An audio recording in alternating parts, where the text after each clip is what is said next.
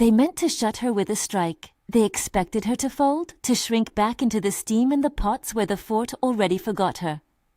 Instead, she stood up, wiped a smear of flour from her cheek, and the cowboy did the unthinkable. Hannah Cole had lived for years on the margins of Fort Laremy, like smoke clinging to the rafters, ever present, seldom noticed for more than the way the kitchen steam fogged the windows. People called her the most beautiful young woman in the fort between comments and wagers. They said it as if it were a fact they could pass along like change. It was a label, a small bright thing tossed at her with no weight behind it. She had learned to let compliments slide off like oil. In the kitchen, beauty mattered only in that a pretty hand could sweep crumbs swiftly, that a soft voice might soothe an angry guard. What people did not understand was that being called beautiful had not made her life easier. It had only made her quieter still, afraid any noise might spoil the illusion.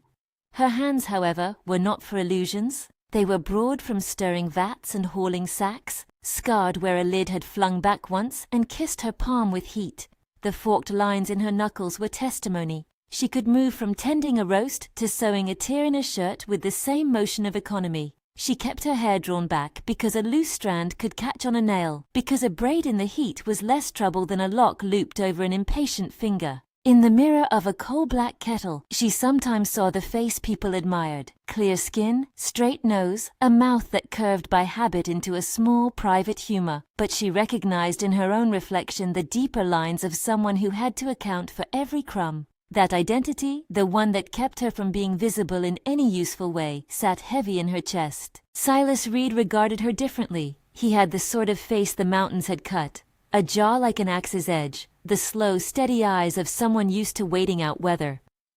Men at the fort called him a trapper or a mountain man, and said it like both a description and an excuse. They saw him as a thing of solitude that drifted through their town without binding himself to debts. He moved with the economy of someone who had learned to measure wind and lean on a stubborn mule.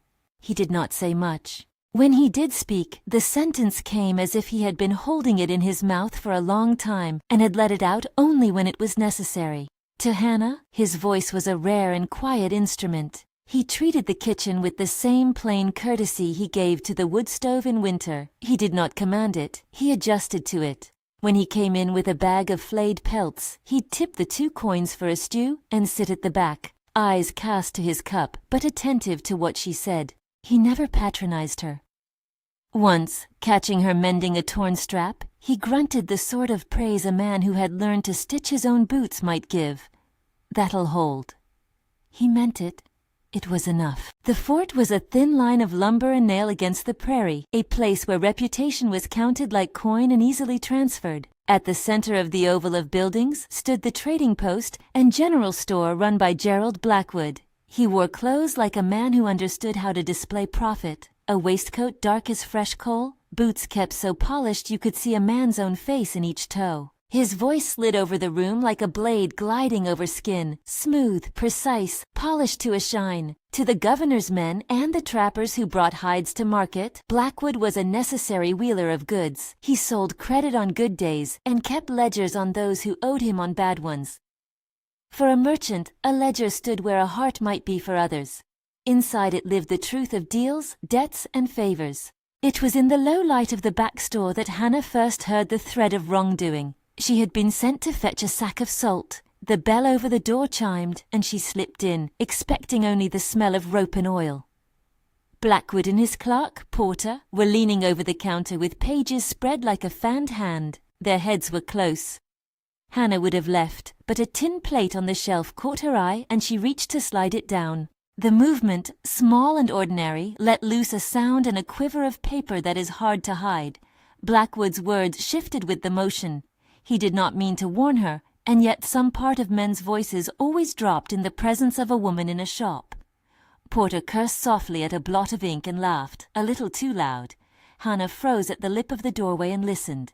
"Trappers will not count twice," Blackwood said, without looking up. "Make sure the hides go down on the other book as well. We'll mark receipts against them. They'll sign. They won't read." He tapped a finger against a column.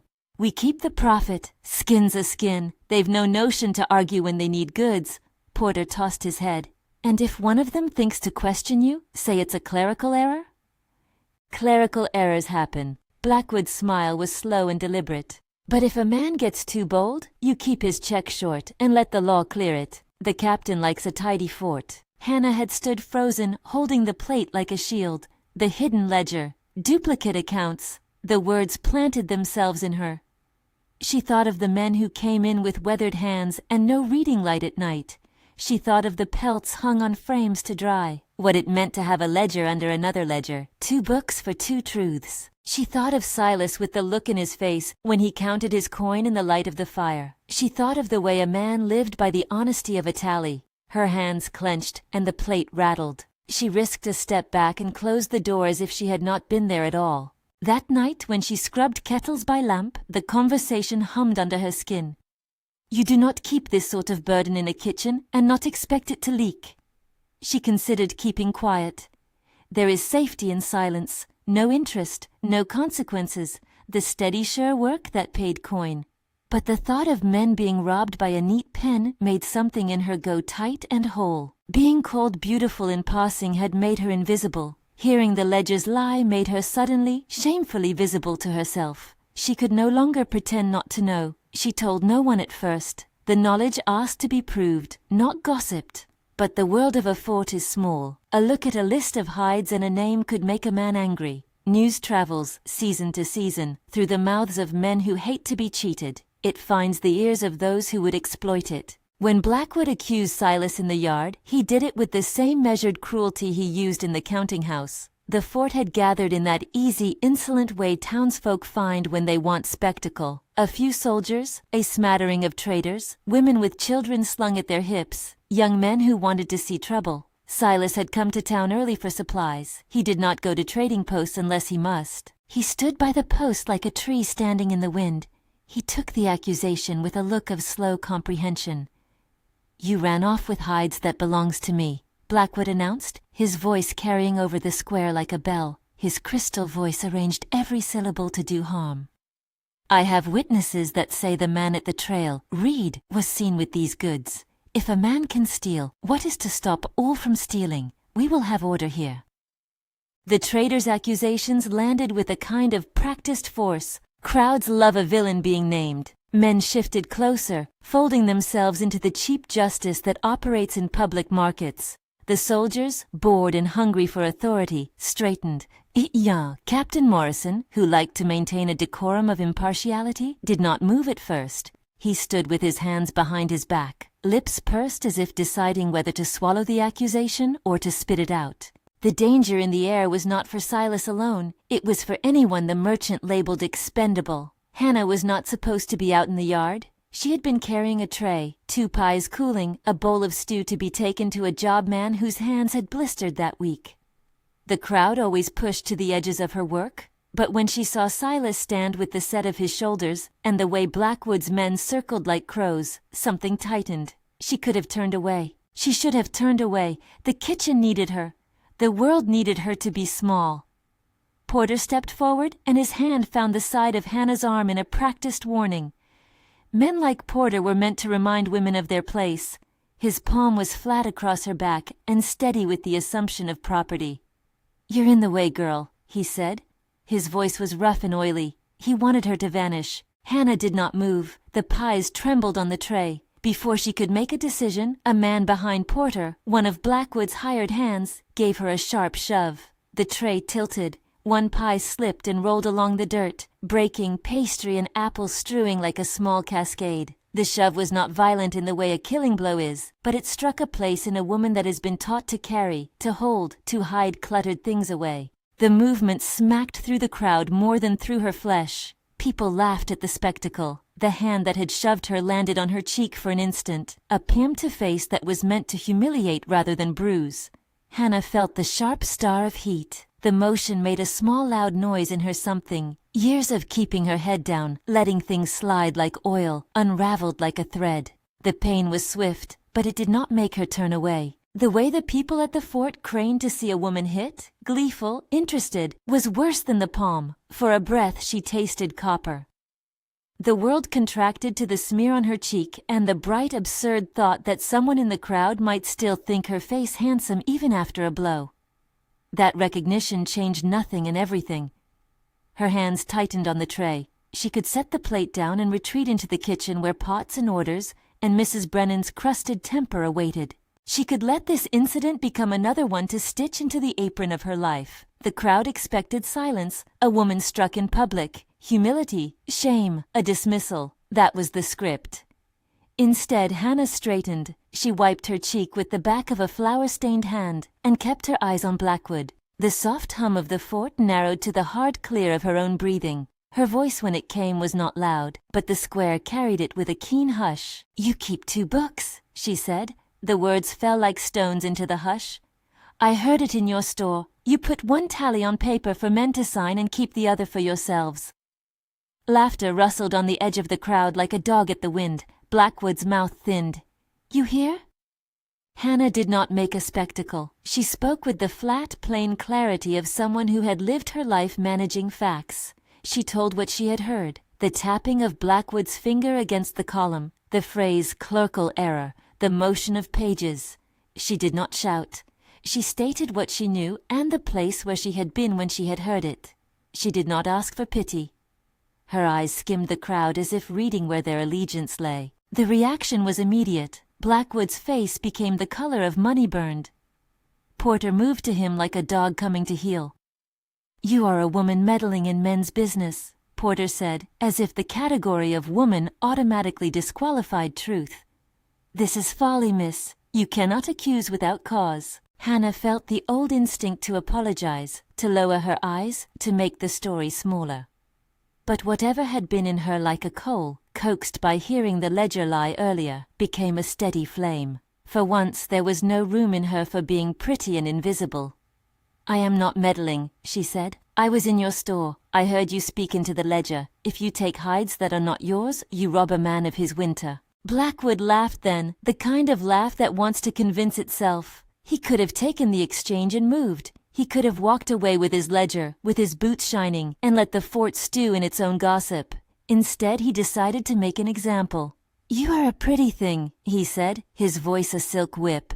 "You would meddle in affairs over your head. You will eat your pride and let us mind our business." There was a measured, practiced cruelty in the way he flicked his finger towards Silas, as if pointing the hand of accusation softened the blow. Porter made a motion toward Hannah that was smaller, deliberate. The shove that had started the pie's spill had been a warning. Now the man stepped forward as if to place a final pressure on her back. Silas, who had stood with the quiet patience of a man used to being named without mercy, moved with a speed that surprised everyone. He came between Hannah and Porter, his body larger than he looked by dint of sheer presence. No one had expected that he would choose to stand in that way. Silas did not move with the hot bravado of a man wanting to prove himself. He moved as if the necessity of the moment required only that a particular person stand and be what they were, no more. He did the unthinkable. He did not shout. He did not draw a pistol or bluster. He took off his hat, and when he did, he set it on the edge of the trader's counter with hands that trembled only a little. He placed himself near Hannah and put his hand on the tray as if to steady the world that teetered there.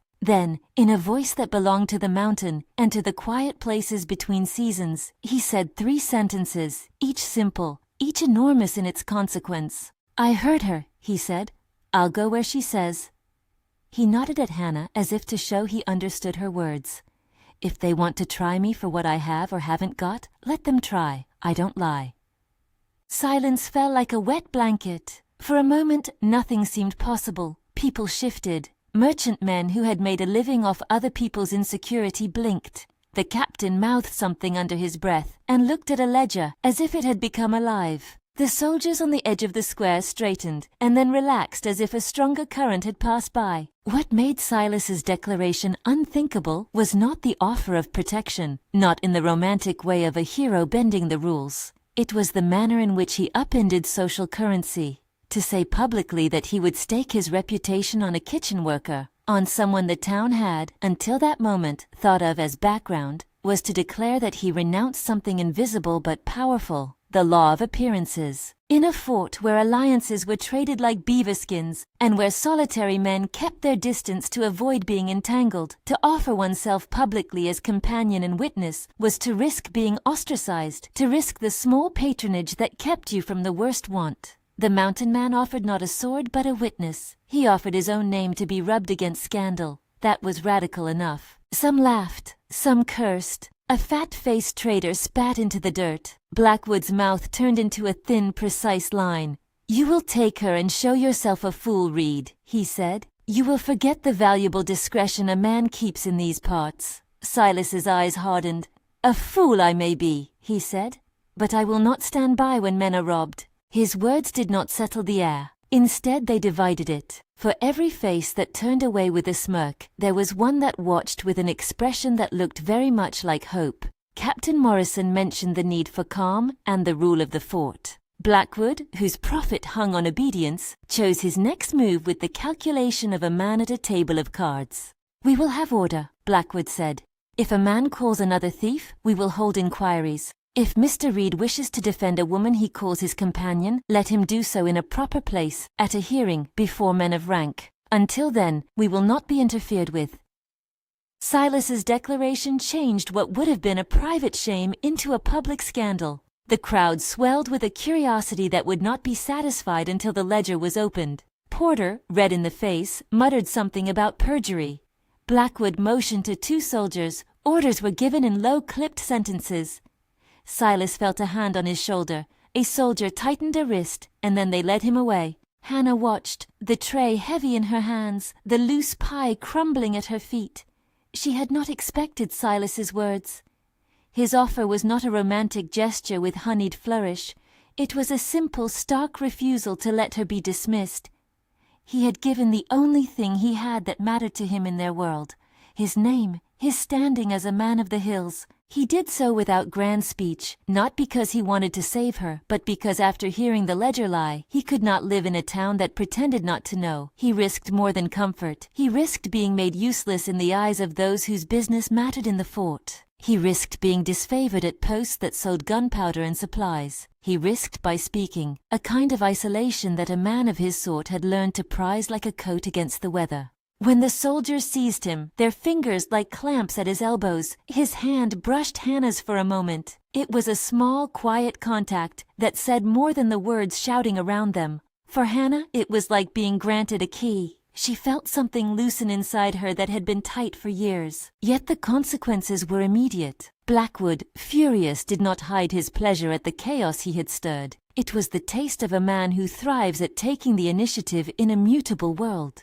"You will be dismissed," he said to Hannah with a keen edge. "A troublemaker does not belong in my kitchen. We cannot employ someone who stirs trouble and upsets the market." Mrs. Brennan, who ran the kitchen with the sort of hard-handed efficiency that had a way of protecting those under her with one fist and scolding the world with the other, stepped forward. The head cook had known Hannah since the girl first stuck a wooden spoon into a pot and refused to let it be dragged out. Her voice was not soft.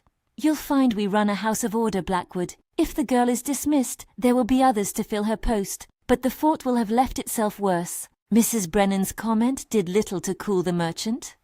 "Order," Blackwood echoed. "I pay coin for order. I will not have my men intimidated." Orders were given that afternoon with the iron calm of a man used to muscles bending to his will. Papers were signed, dismissals drafted on the spot as if it were a favored weapon. Hannah was told she could collect her things and leave before night. There was no official accusation, only a gesture, a whisper passed to the captain, enough to make the work's confidence sour. Hannah did not go to bed that night. She sat by the hearth and let the embers show her the shape of things to come. People will make a play of this, she thought. People will make choices based on where their interests lie, and many of those choices will be mercenary. She thought of the men with hides and faces like weather, the ones who had trusted Blackwood because they had no other choice. She thought of Silas pacing in the jail, whose muteness had been his refuge until this day. Underneath the anger and the fear there was a luminous place that had always been hers, the stubborn insistence on truth. It had grown from the seed of hearing a ledger's lie. She had nothing glamorous to give to the world except that insistence. Hands will blister from work, and eyes will grow dry, and time will make all of us dull. But truth is a sharp thing. She could watch it cut. She could choose to hold it up. She wrote then, on the back of a torn ledger page, a sober, precise note of what she had heard. She did not sign her name to the paper in any bloom of heroics. She marked the date and the time, wrote the exact words she'd remembered, the way Blackwood tapped his finger. She folded the paper small and tucked it into her bodice near the place where the skin was thin and beat.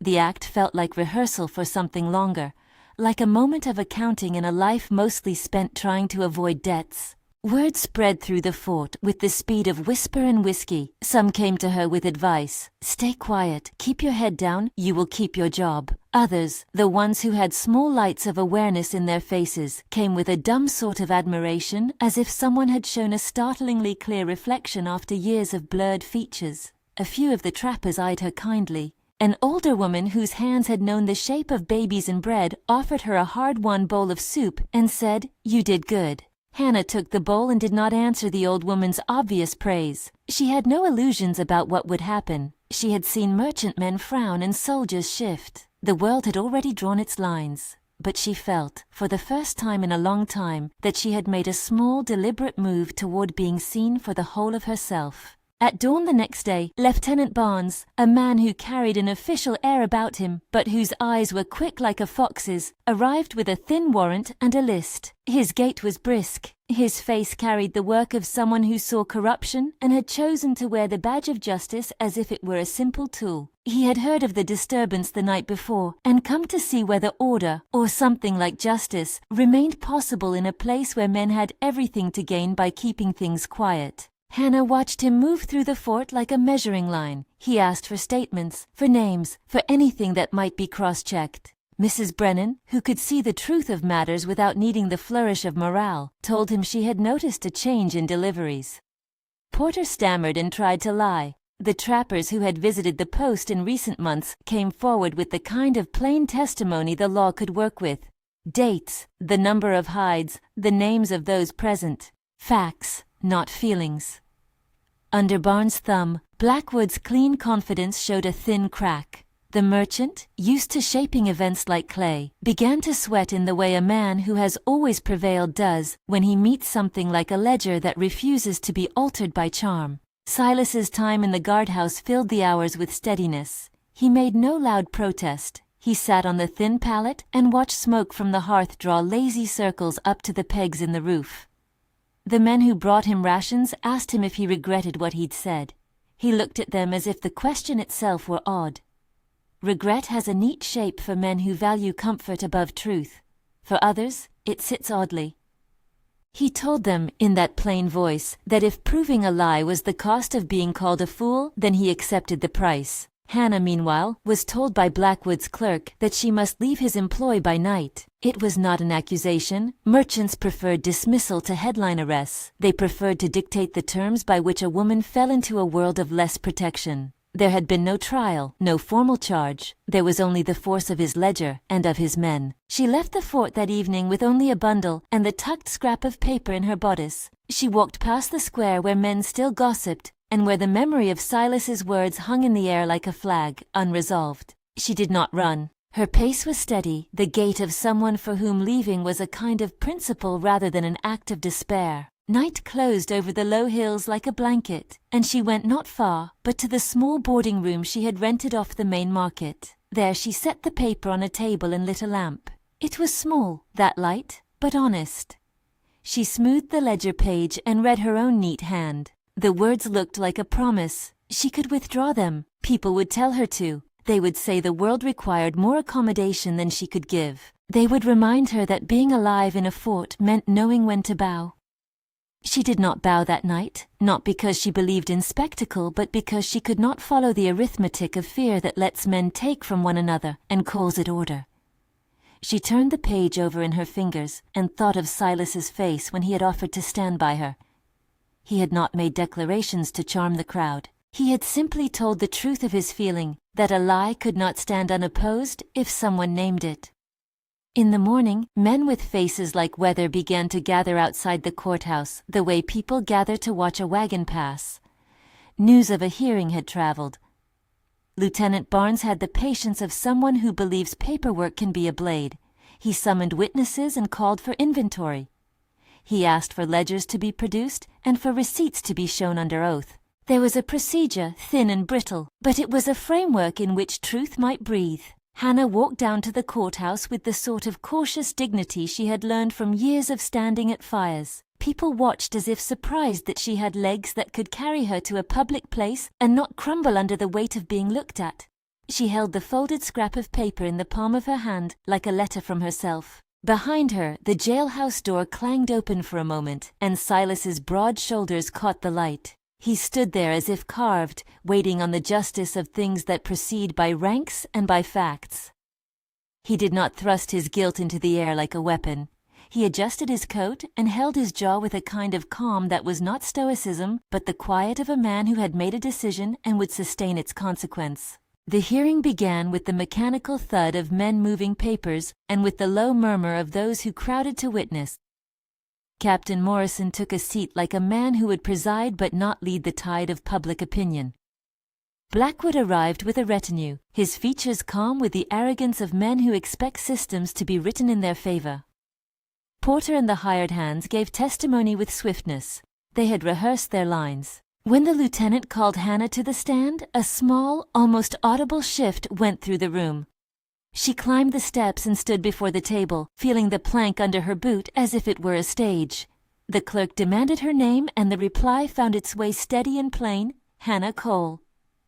She said, when asked whether she would tell the truth, that she would. She told what she had heard in the store. Her voice was plain, the way a potter packs wet clay. She did not embroider the story. She told the details that could be checked. What day, what time, which words. There was an economy to her testimony that gave it a strange power. When she spoke about the second ledgers, she was not dramatic, she was accurate. The more plain she was, the more the ledger's lie seemed to have less footing. Blackwood's face grew hard. He called questions to the clerk as if the clerk were a thing he could bend. He asked whether her memory could be trusted. He suggested mishearing. He asked whether she had any reason to harm his reputation. He insinuated things in the room the way a man fishes, vague, patient, expecting something to nibble. Hannah answered him with the small, steady honesty of someone who had only these facts. She did not engage the cheap name-calling. When he suggested she might be paid to lie, she laughed once, a short sound that made people look up. "I have never been paid to lie," she said. "If I were, I would take coin, but I did not." All afternoon the town watched as a small truth pressed against a merchant's well-built lie. Evidence was requested, delivery notes, receipts, witnesses who could attest to the number of hides brought in those months. Lieutenant Barnes asked for inventories and cross-checked statements. Where papers were missing, it grew uglier for Blackwood. Where receipts stood, the ledger's duplicity bared a jagged edge. There were things ledgers hide only by the omission of a line. Once those lines were called, the table shifted. By evening, a small knot of men stepped forward with knowledge of shipments that did not align. An older trapper, with lines etched from a life under sun and snow, came and said that Blackwood had shorted him a dozen skins last season and had given him credit he had not asked for. The old man's voice was like a flint, sharp, clear, a thing that always cuts when men are careless. Blackwood, sensing the floor slipping under him, did what men do when their accounts fail. He sought to throw judgment onto those less likely to be believed. He suggested that Hannah had colluded with Silas, that the mountain man was a schemer who took goods by night. Porter, encouraged, said the town should look at the possibility that evidence was planted. It was a neat strategy. Make the moral weakness of a witness appear to be a shared conspiracy, so that the truth gets lost in the net. Silas's silence at the back of the room was a presence. He had more to lose than many by all accounts, and his silence was being used by Blackwood to suggest complicity. Yet every now and then he shifted his weight and met Hannah's eyes, and in that glance was the quiet promise he had made in the square. He was no longer a man who drifted. He was anchored by the principle he'd named. That alone had weight. The day ended without a verdict. The captain closed the session with the kind of formal words that meant little until pages and investigations followed. People dispersed with the speed of a storm passing. Some smiled as if certain Blackwood's dominance would remain. Others shuffled away as if unsure whether to call their losses. Outside, in the chill air where breath fogged and settled like dust, Silas was taken back to his cell. The soldier who led him gave a brief, grudging nod to Hannah, as if acknowledging that she had done what she could. Hannah wrapped her cloak tight against the wind and felt both lighter and more burdened than Hannah wrapped her cloak tighter and felt both lighter and more burdened than she had before. The square's last murmurs dissolved into the night, leaving the fort's buildings like the ribs of some sleeping animal. She kept the scrap of paper near her breast, as if it were a small stubborn hearth. It warmed nothing but conviction. Lieutenant Barnes moved with a habit of purpose. He had come to the fort thinking that order could be coaxed out of habit and habit out of law. He did not like surprises, but he respected a straight thing when he found one. The next morning he was at the store with a warrant clutched in his hand like a tool. Captain Morrison stood at his elbow, wearing the air of a man who wished to please both Crown and merchants. Blackwood's jaw hardened when the lieutenant asked for his ledgers. "We have reason to inspect your books," Barnes said simply. "A charge has been made. We will take what we need and leave what we may." Blackwood's smile thinned. "A search?" he said. "On what grounds?" Barnes did not play circle. "On grounds that some accounts appear to be inconsistent with receipts and the testimony of a witness." He let the last word hang, even though it should have been small. In a fort where witnesses were sometimes less reliable than a man's coin, the naming of one who would speak mattered. They went through the back room, where hides were stacked and barrels were sealed against vermin. The clerk, Porter, protested with the stiffness of a man who believed that paperwork was his refuge, not his shackle. His hands were a touch too eager as he passed ledgers across the table. He kept his eyes low, quick as a trapped thing. Hannah waited outside the store, a few steps from the plank, feeling the air scrub her face. Mrs. Brennan had insisted she not come. The head cook had taken to Hannah like a rough aunt takes to a runaway child, firm, sharp, tethering, but Hannah had come nonetheless. There was a stubbornness in her that the kitchen had fostered, a habit of seeing the world in terms of what needed doing. Now the world needed to be set to rights. Barnes came out with a ledger under his arm and a face that had smoothed into cautious satisfaction. "We found something," he said low. "A ledger that does not match the receipts. A smaller book that seems to balance entries against a larger account." "You searched?" Blackwood asked from the doorway, surrounded by men who had learned to stand like stakes. His voice had the calm of a man used to buying time. "We did what we had to," Barnes answered. "There will be an inventory and the goods will be examined. We'll hold what is necessary until the matter is cleared." Porter's mouth went hard. He muttered something about planted documents. He had hoped to shape reality with his steady, oily voice. Instead, the ledger in Barnes's hand complicated his story. The lieutenant asked him to account for deliveries and cross-check invoices with receipts. Porter had to turn page after page and find that the numbers did not always add up. A consignor from the next trading post, a man with a beard threaded by frost, and the plain manner of a provider, was summoned. He had kept a copy of a receipt that matched a shipment Blackwood claimed to have sold. When Barnes placed both the merchant's and the consignor's writings side by side, the letters did not align.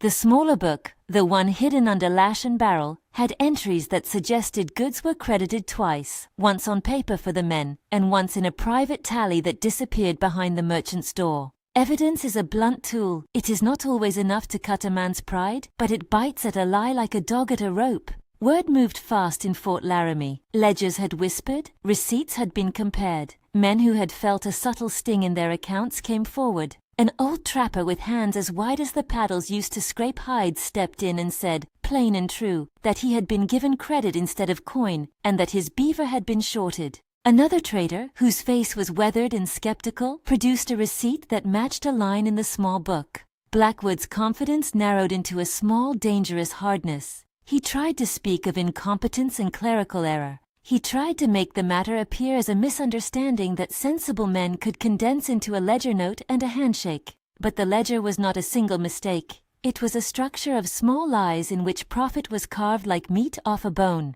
Hannah watched the proceedings from the side, not as a spectator but as someone whose life had been measured and counted in units that did not include justice until now. She felt the thin thread of fear tang the base of her throat. If the ledger proved true, if they found the hidden book and the stashed pelts, there would be a reckoning. But reckoning could include retaliation. Blackwood had the advantage of coin and connections. He could make a life miserable for those who crossed him. He made the first move before the law finished its work. Later that same day, Hannah was given a paper with neat handwriting and the merchant's seal at the corner. An order of dismissal. It read no more than any merchant's letter needed to read. Blackwood had the right to employ whom he pleased and to remove those who, in his estimation, threatened business. The language skirted around accusation and landed on expediency. For reasons of propriety and the need to preserve calm at the post, Hannah was no longer to be counted among the kitchen staff. She was to leave before night. Mrs. Brennan took the paper from her hand as if it burned. "You'll not go like that," she said. She set a kettle on and turned the flame low, like a woman who could not be surprised into gentleness. "Hold your head. Men will talk. Let them. We can handle talk." But she could not change the force of Blackwood's will. A merchant with accounts to manage rarely relents when a ledger has decided a matter. Hannah packed a small bundle with the economy she had learned from meals rationed and dresses mended. She did not go to the square, where the rumor might harm more than it informed. She left at dusk, past the post, holding nothing but the scrap in her bodice and a lantern to light her path to a one-room lodging she had kept for rainy shifts and odd nights. The fort was angry and curious by turn. Some called Hannah foolish for standing up. Some said she had spoken wisely. The trappers who had received shorted coin muttered their thanks by ladle and by coin. Mrs. Brennan gave her a thick bowl and a look like a promise to settle accounts later. Silas remained in custody. His detention should have frightened Hannah more than it did. There is a strange courage that belongs to people who do not expect plenty. She had thought of Silas often since that day in the square, the way his hand had brushed hers briefly as the soldiers took him. He had offered something no one in the fort had, the use of his name as a kind of shield. Now he had it in custody, and legally he was subject to whatever came of the inquiry. Barnes had detained him to ensure testimony could be given in due course, and perhaps because the lieutenant did not trust a merchant's quiet influence. Days stretched. They were full of small, sharp things, the scrape of a quill under Barnes's hand, the list of receipts compared line by line, conversations that ended with a clench of the jaw. Hannah slept poorly in her rented room. She sewed by lamplight and read the paper she had written on the night she decided to keep the ledger's lie. The paper felt less like defiance now, and more like a simple accounting of what one hears when one happens to be there. It was small and honest. She had left the name out because the courage of the ledger does not always need a signature. Blackwood's counterattacks came as predictable as a river in spring. He accused Hannah of lying. He insisted that the ledger found was either planted or misunderstood. He hired a man from a neighboring town, a clerk with a crisp manner and a better hat than fort men generally afford, to examine the books. The clerk tutted and declared that some entries could be misread by men who did not know how to read profit in a ledger's hand. The town split into a rash of opinions as if it were a weather front and not a moral question. Porter was the first to face his own conscience. He came to the barracks and spoke with Barnes, his face drawn and his voice muffled with shame. "I put things on the other book when the ledger got thin," he said at last. "I thought we could balance later. I thought—" His voice broke. Men in trades have a way of saying "we" when they mean their own. Porter feared for his place within the merchant's house. He feared being dismissed, a small man made smaller in the gossip of a fort. Barnes listened and noted the things the clerk said without promise of leniency. The lieutenant believed in facts more than hearts, but he also knew that a man who had murmured the truth was useful if he could be corralled into confession under oath. Barnes found in Porter's statements more than he expected. There were named dates, loads that had been miscounted, entries that matched shipments from months prior. Porter admitted to ledger entries being made to reflect a smaller payout to trappers, to the benefit of a merchant's margin. Under pressure, he named certain accounts and the hidden store. It was not a confession given easily. It came like a man letting a hand go of something that had throbbed in his pocket for a long time. Blackwood denounced Porter as a liar and threatened to sue for slander. He said the man had been a simple clerk who had invented stories out of spite. Reputation is coin. Men will fight for it. Barnes, however, had enough to warrant a further search. He obtained an order, straightforward and dull, to inspect Blackwood's warehouses and the storage rooms at the back of his store. The taking of inventory is never dramatic in the telling, but it has the same shaping power as a hinge on a door. They found the small book tucked in a cedar box behind the salt barrel, in a place a merchant keeps where no one in a hurry might look. The ledger's spine was scuffed. Page after page contained paired entries, one public, one private, a system of subtraction that left trappers owed and the merchant credited. The smell in the room seemed to change as if truth had weight. The lieutenant found also a small cache of pelts wrapped in oiled canvas that matched receipts that should have been signed by different hands. The physical evidence was blunt and unlovely. It could be handled and cross-examined. It existed beyond the suspicion of being a planted fact. For a man whose commerce depended on appearances, that was ruinous. Blackwood denied knowledge. He claimed his clerk had enacted deceit. He claimed that the ledger had been placed post facto to harm him. He sent a letter to the territorial office, protesting infringement on private commerce and hinting at a cabal of men trying to ruin him. But his protest sat against the hard facts. Receipts, witnesses, a ledger that matched the consignor's copy in handwriting and number. Do not imagine a clear and immediate victory when the ledger was uncovered. Men like Blackwood have purchases to make and friends to call. They can make a life uncomfortable for men who expose them. The day evidence is found is only the day the calculation of consequences begins. Hannah knew this. She had been told she could be dismissed, maybe dragged into perjury charges. Blackwood's allies spoke of the impropriety of a woman testifying in matters beyond her station. That sort of opposition used a system of small humiliations as a weapon more often than a direct sword, yet some things moved in a more humane direction. Margaret Davis, the territorial officer's wife who had visited the fort and who disliked the merchant's polished cruelty, took to delivering a note of thanks to Hannah on the sly. She would not make a public spectacle of a woman being brave. She wrote a line and dropped it into Hannah's hand when the old cook turned away. "You did a good thing," the note said. It was not much, but it was one more small recognition that matters in a town where recognition is scarce. The hearing that followed was the sort that grinds slowly. Statements, cross-questions, a prosecutor's clipped voice, the routine of a system that moves by degrees. Prosecutor Harrison, a man who handled the territorial court's delicate matters, was not prone to sentiment.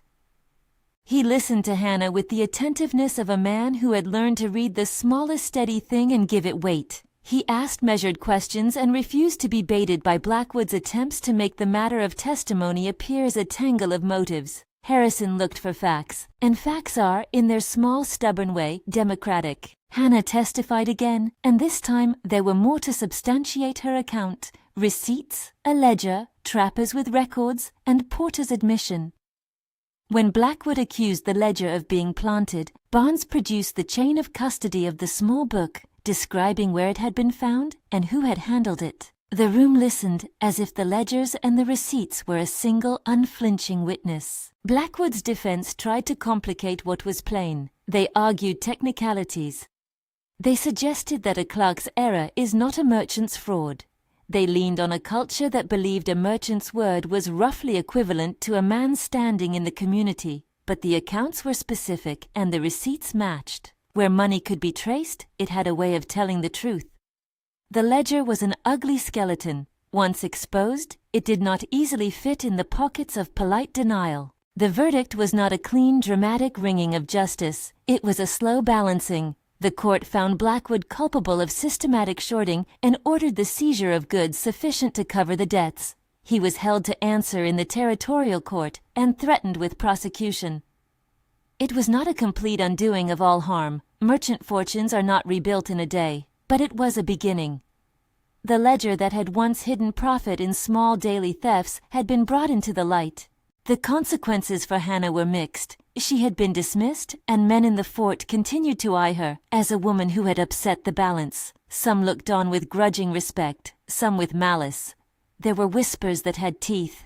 Barnes warned her that Blackwood might press charges of perjury or refuse to accept the legal loss quietly. He told her, without malice, that the lines of safety in such a community were thin and easily snapped. She needed to be cautious, he said. The law could protect, but only to a point, and only where evidence stood clear. The lieutenant's voice was the sort that measures truth without polish. Silas's release came with a condition. Until the territorial court held its formal process, he was to give a record to Barnes and remain available for testimony. His arrest was not a triumph of justice so much as a way of ensuring the peace. When they unlocked the cell, his shoulders seemed to sigh as if the wood of the bars had held some of his tension.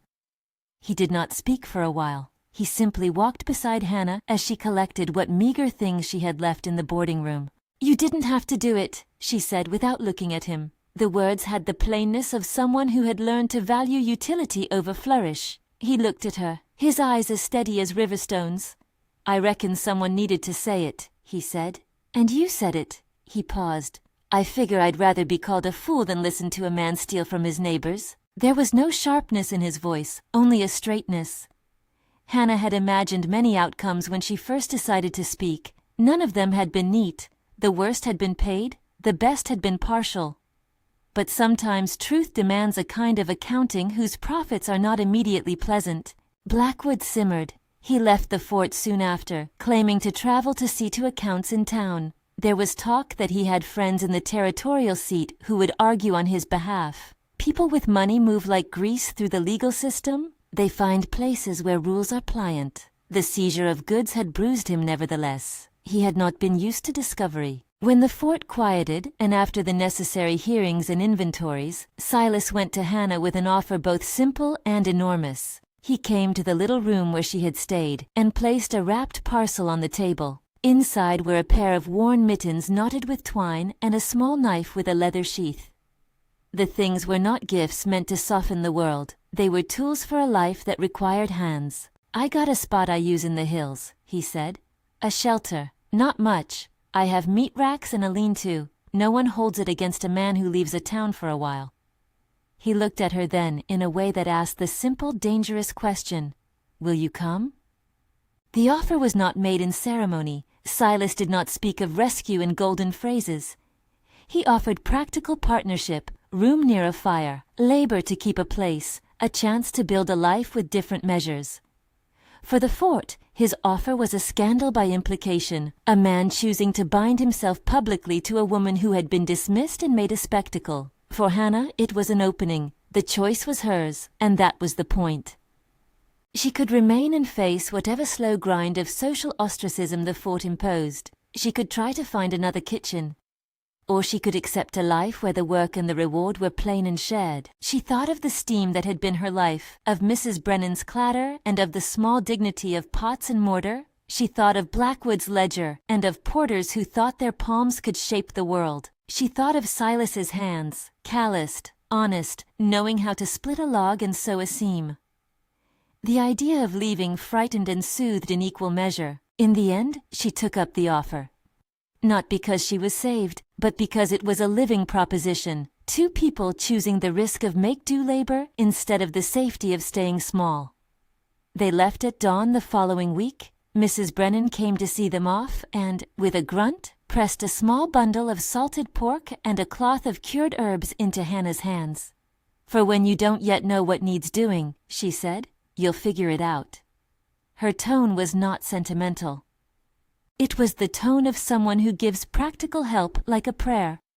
The way out of the fort was thin and cold. The prairie stretched like an unrolled map.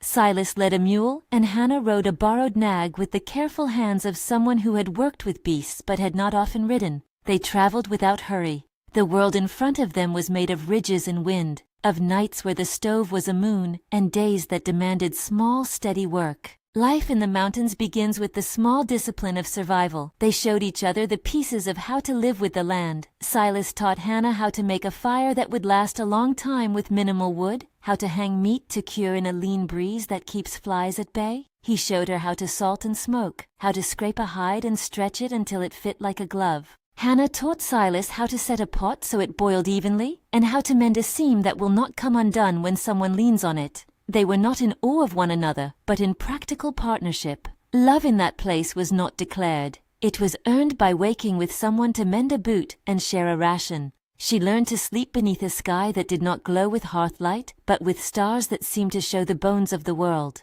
He learned how to cook stew that warmed a man who had grown used to dried meat and coffee. They argued sometimes about how to tie a knot, and sometimes about how to spend the little coin they had when they took a trip to the trading post. These small contests lubricated the day. Hannah's hands grew used to different work.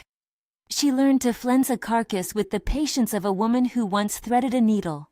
Her fingers hardened in a practical way that did not swallow her earlier work but stitched it into something broader. She learned which roots made a better tonic and which herbs made a sore throat sing less in winter. Her sense of being useful expanded beyond the pots. Where once she had been called pretty and often left to the background, now she was known for the healing salves she could concoct and for the bread she baked that would not crumble quickly. People in neighboring camps and a few trappers learned to value what she did. They came by less for gossip and more for a loaf or an offering of mending. Days passed and seasons shifted. They built a small cabin with a sign of crude letters, 2 names carved into the plank, Hannah Cole and S. Reed. It was not a proclamation so much as a practical statement. The sign hung over the door like a record of mutual work. Neighbors smirked at first. A trapper and a kitchen woman living together was food for commentary. But the smugness faded when the couple offered shelter to a man whose boot had split in a winter storm, and to a woman whose baby was ailing. They had provisions and know-how. Their life, when seen from a distance, looked like a small steady hand at the tiller in a sea of rough weather. Time does what it always does. It softens a day's sharpness without erasing the shape of things. Months became years. News from the fort came like long letters. Blackwood's trial had progressed. The ledger was used as evidence in the territorial court. Prosecutor Harrison had taken the matter with the professional determination of a man who believed facts could outlast influence. Blackwood's defense tried to make the matter technical and blame a clerk. A clerk had his day in court and admitted irregular entries. That man's confession, given under oath and not under groveling, helped seal the merchant's fate. The court found in favor of those wronged by the system his greed had made. When the final determination came, it arrived not as a trumpet, but as a ledger entry shifted to right. Blackwood was judged to have engaged in fraudulent accounting practices and ordered to make restitution. It would not restore all the harm he had caused. Some things, like the memory of humiliation, linger, but it made the ledger a less reliable armor for him. The news reached the cabin as a letter from town. They read it by firelight and passed the page between them like a thing that had weight. Hannah went to the fort once more after the ruling. She could have stayed away. There was no need to return. But the fort was where she had been taught to be small and where she had chosen to speak up. She went to see Mrs. Brennan to bring a loaf and the small news that the court had done what it could. The kitchen woman hugged her like an old blunt thing. "You did right," Mrs. Brennan said simply. "We all make a life of small dishes. You gave a man back what was his." The town had changed in subtle ways. The trappers who had once come in suspicious of being cheated now spoke plainly. The young women who had once tossed the word beautiful at Hannah with a careless bow now looked at her as someone who had been made by action rather than adornment. Some apologized in small ways, a loaf, a bowl, a commiserating nod. They had admired a face and failed to see the person within it. The act of seeing had been corrected, not by frenzy, but by habit and by the slow reweighting of trust. There were costs still. Blackwood nursed grudges and left some men poorer. Porter had a harder road walking where his own hand had led to harm. Some who sided with the merchant found themselves in a smaller circle of commerce. That is always part of the price of truth. It remakes networks. At home, Hannah took to midwifery in small measure. News of her hands and her salves traveled. A woman in a nearby settlement came to her when a birth seemed difficult and left with a healthy child. Hands that had once been measured by how neatly they could wipe a counter were now trusted to steady the lives of others. She kept a ledger of a different sort in her head. Who needed bread? Who needed a stitch? Who needed the small comfort of a cup and a listening ear? It was work that gave her a sense of belonging that had nothing to do with passing compliments. Silas and Hannah built a life that resisted the shape of rescue fiction. He did not save, and she did not fall at his feet. They shared tasks. They argued about the placement of a window. They laughed when their attempt to cure a bit of meat went wrong and the smoke clouded the lean-to. They learned to ask for help and to offer it. Their partnership was practical and honest, and it made both of them steadier. Years later, a young woman, hair tied back, hands familiar with the shape of work, came to the cabin door with a problem of her own. Her employer at a trading post had been trying to short her wages, she said, and she didn't know where to turn. Hannah listened. She did not take up a ledger and declaim. She sent the woman down to the fort, handed her a small note of introduction, and told her much the same thing Mrs. Brennan had said to her at the beginning: keep your account, write what you can, and speak the truth where you can. The woman left with a loaf tucked into her bundle and a look on her face that said she had been given something practical, not pity. There will always be times when speaking truth costs. People will find ways to use the law and to use speech to wound, but they will also find that one honest statement can spread like a tiny light into the dark.